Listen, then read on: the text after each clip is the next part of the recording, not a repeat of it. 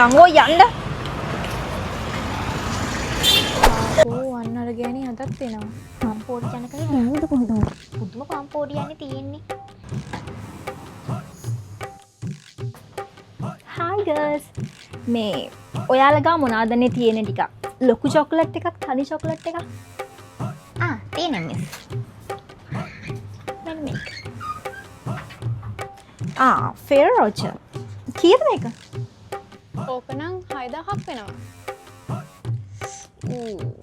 6000ක් නේ. සිම්පල් නේ.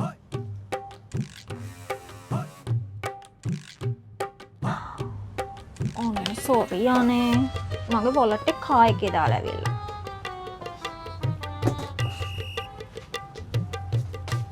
පම්පූරියේ පසයි තමයි ඔකට තියෙන්නේ. දැන් පොඩ්ඩක් ඒ කියපු කාර් එක බලන්න.